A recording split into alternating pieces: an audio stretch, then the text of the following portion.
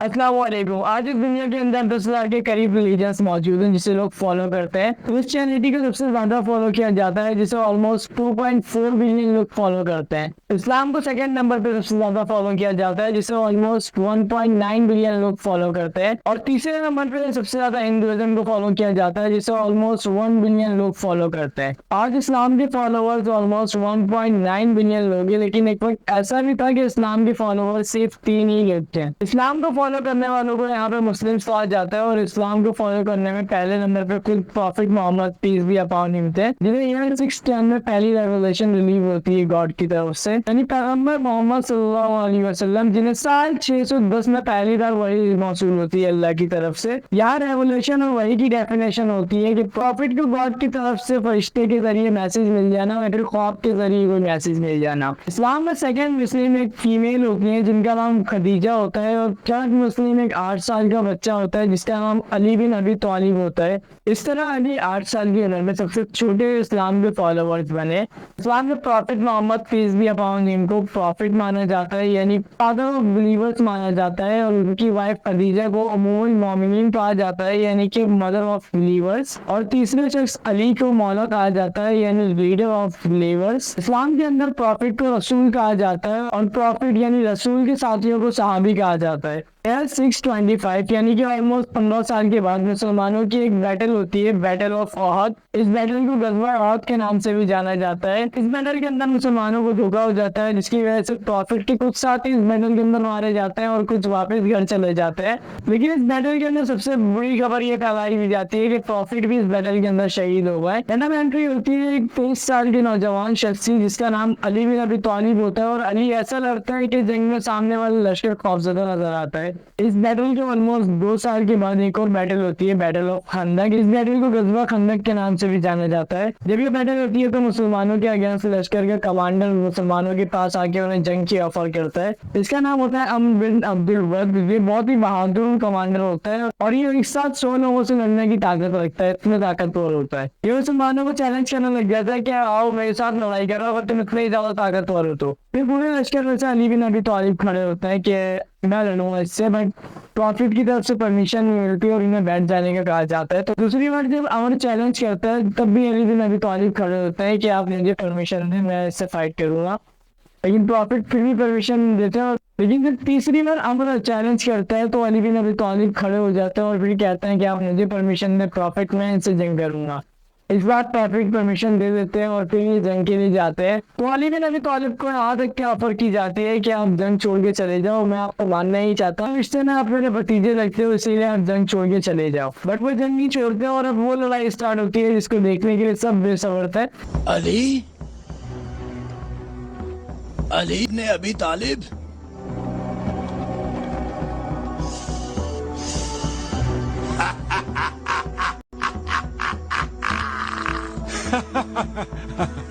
और देखो कि ये मैदान कैसे इस शेर की दहशत से लरसता है।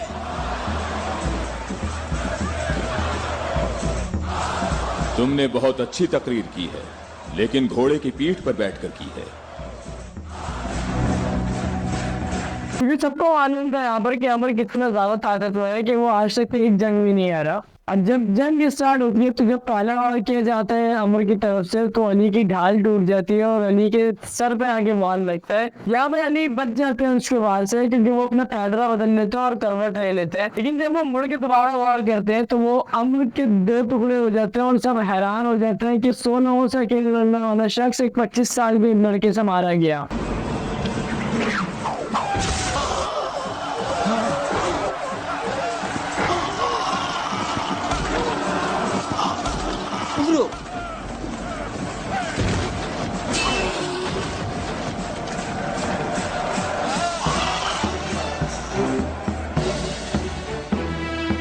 इस बैटल के ऑलमोस्ट 2 साल के बाद एक और बैटल होती है, बैटल ऑफ खैबर। इसको गज़वा खैबर के नाम से भी जाना जाता है। इस बैटल के अंदर मुसलमानों को विक्ट्री नहीं मिल रही होती है और हर बंदा और हर तरीके से जाके चेक कर लेता है, बट वहाँ पे कोई भी फतह नहीं मिलती है इनको। तो प्रॉफिट ये ऑर्डर करते हैं कि कल सुबह मैं उस बंदे को झंडा देके भेजूंगा जंग के लिए जो बंदा अल्लाह और उसके रसूल से मोहब्बत करता है और अल्लाह और उसका रसूल उस बंदे से मोहब्बत करते हैं। और जब सुबह होती है तो प्रॉफिट के ऑर्डर पर अली बिन अबी तालिब को बुलाया जाता है और 27 साल के अली बिन अबी तालिब को झंडा देकर भेजा जाता है।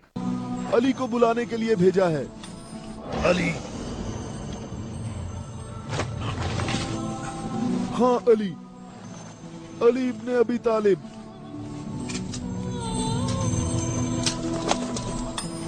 अली इब्ने अबी तालिब।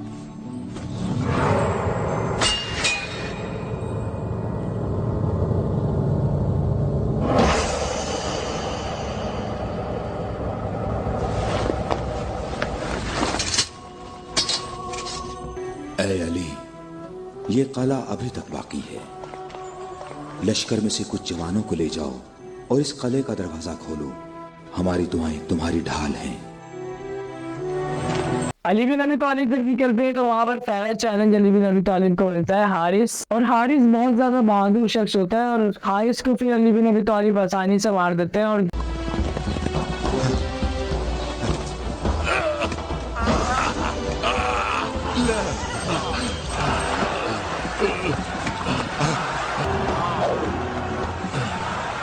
अबू तालिब के बेटे अपनी तलवार आजमाओ। अबू तालिब के बेटे आगे बढ़ो, मेरी तरफ आगे बढ़ो।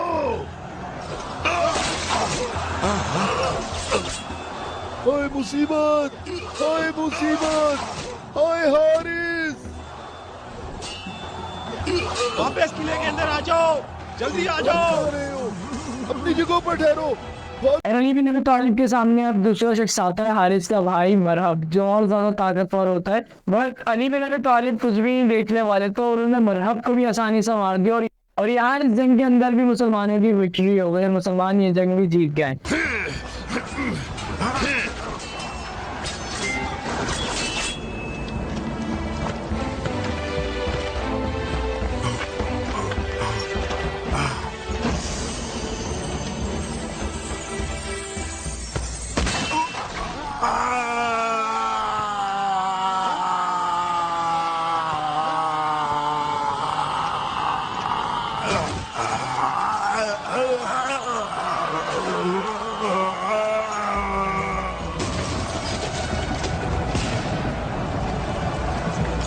इमेजिन करो एक शख्स जो 23 साल की उम्र में, उसके बाद फिर 25 साल की उम्र में ऐसा लगता है कि हर तरफ उसकी बहादुरी के चर्चे होने लगते हैं। तो फिर कितना ज्यादा बहादुर होगा वो शख्स जिसका नाम अली बिन अबी तालिब था। मोहम्मद के साथ कौन लोग आ रहे हैं? वो जो दाएं तरफ नजर आ रहे हैं वो अली इब्ने अबी तालिब, उनके दामाद और उनके वसी हैं। अली, वही अली जिसने खंदक में उम्र इब्ने अब्दवद आमरी को कत्ल किया था। हारिस और मरहब को खैबर में